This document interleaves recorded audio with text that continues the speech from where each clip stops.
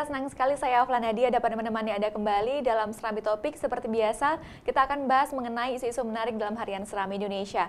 Dan sudah hadir bersama saya Bung Buhari Amali, Sekretaris Redaksi Harian Serambi Indonesia. Kita sapa terlebih dahulu. Selamat pagi Bung Buhari. Pagi Nana. Bung Buhari, setidaknya ada 3 informasi yang bisa kita bahas dalam Serambi Topik kali ini. Yang pertama mungkin terkait dengan running news juga yang berita kemarin, terkait dengan DPRA yang didesak untuk task force turun ke Singkil. Seperti apa informasi ini? DPRA meminta pemerintah membentuk satu tim khusus untuk menyelesaikan tapal batas antara Sumatera Utara dengan kita. Karena kan kemarin kita sempat memberitakan di daerah Singkil itu dicaplok beberapa ribuan hektar kebun. Ketika diperiksa oleh pemerintah setempat, katanya mereka ada izin dari pemerintah Sumatera Utara, padahal itu punya kita. Nah ini kan kacau sekali, Nana. Ini bukan soal seberapa tanah yang diserobot, tetapi ini kewibawaan daerah. Kalau mereka bisa dengan mudah mencaplok, berarti di perbatasan itu akan dilakukan hal yang sama.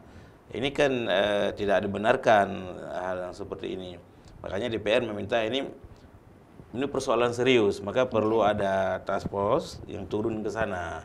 Kira gitu. Setelah sebelumnya juga ada 4 pulau kita yang kemudian diserobot, mungkin seperti 5 itu, ada 5. Kemudian saat ini ada daratan kita yang dicaplok oleh Sumatera Utara. Bagaimana kemudian respon dari pemerintah setempat, Bu? Khusus untuk pulau yang 5 itu diklaim, walaupun dianggap sudah selesai, tapi Gubernur Irwan Yusuf berencana akan menempatkan mantan kombatan di sana untuk di pulau-pulau itu supaya ada penduduknya di sana. Mereka akan beraktivitas sesuai mungkin menjadi nelayan atau menjadi petani atau menjadi akan dibantu oleh pemerintah untuk menjaga pulau itu supaya tidak direbut lagi oleh Sumun. Kita memang berkali-kali kejadian dengan Sumatera Utara ini. Bukan hanya 2 kali ini? Bukan, dari tahun sebelumnya, tahun 70-an, tahun ini selalu ada masalah dengan mereka saja yang mencaplok, kita tidak. Ini kan menjadi tidak menarik ya bagi kita kalau mereka dengan begitu mudah mencaplok wilayah kita.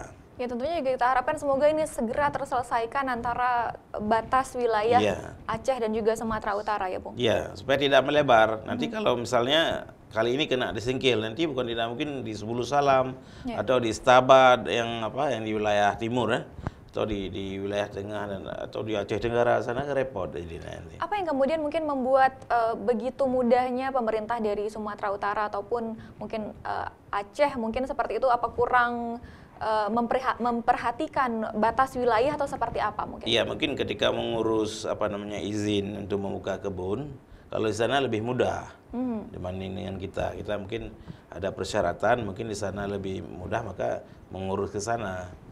Sekira itu. Berarti tentunya juga pemerintah daerah Singkil juga diharapkan untuk lebih waspada ke depannya terkait dengan hal ini. Dan informasi yang kedua yang juga cukup menarik kita bahas terkait dengan Husni Bahri mundur dari tim panitia seleksi Eselon 2. Informasi ini seperti apa kita dapatkan, Bu? Iya, ini kan setelah terjadi kritik yang sangat keras terhadap Husni Bahri Top, karena status dia sekarang adalah tersangka dalam kasus pengelolaan migas.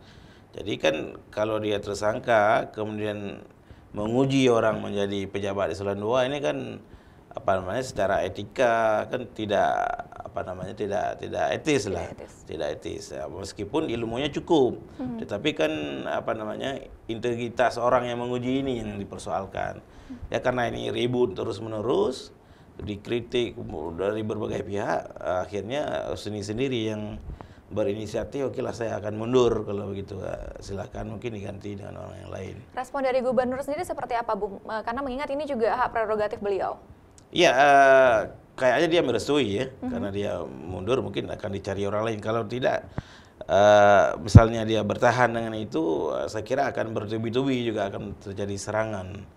Dan ini akan mengganggu proses seleksi pejabat tersebut. Sudah kita dapatkan belum, Bung, informasi terkait siapa yang nanti akan mengganti posisi beliau? Belum, karena ini baru hari ini. Dan itu mudah kalau orang pemerintahan yang bisa mengganti. ada banyak pilihan mungkin seperti itu orang-orang terbaik yang bisa menjadi panitia seleksi juga. Dan informasi ketiga yang cukup menarik hari ini kita bahas turun dari informasi nasional Bung terkait dengan kasus Setia Novanto. Nah ini mungkin juga menjadi perhatian dari masyarakat Aceh. Seperti apa informasi ini kita turunkan? Iya ini Setia Novanto memang selalu menarik ya. Ini dia bisa mengirim surat dari rumah tahanan, kemudian meminta MKD di Majelis Kehormatan Dewan di DPR supaya tidak memproses kasusnya. Dan itu dilakukan. Memang aneh sekali kita lihat. Sepertinya apapun permintaan Novanto dikabulkan oleh pihak-pihak lain kecuali hanya KPK saja yang tidak kabulkan. Yang lain dia minta pra peradilan kepada hakim supaya itu hakim mengabulkan. Dia minta kepada Golkar supaya dia tidak dicopot, dikabulkan juga. Jadi menurut kita memang aneh Indonesia ini. Jadi ini karena diikuti diikuti oleh seluruh masyarakat. Maka kita coba angkat karena memang diminati apapun yang terjadi dengan Setia Novanto saat ini. Masyarakat Aceh berarti melalui media sosial juga seperti itu kita lihat sangat antusias terkait dengan informasi dari setiap isu yang dikeluarkan oleh Setia Novanto seperti itu. Dan tentunya juga melalui Serambi Indonesia kita akan terus menurunkan informasi terkait dari nasional seperti itu terkait Setia Novanto dan juga informasi lainnya yang tentunya bisa Anda baca dalam harian Serambi Indonesia edisi hari ini dan juga secara online dalam www.tribunnews.com. Terima kasih Bung Buhari untuk waktunya hari ini. Saudara, demikian perbincangan kita dalam Serambi Topik. Saya Afla Nadia. Assalamualaikum warahmatullahi wabarakatuh.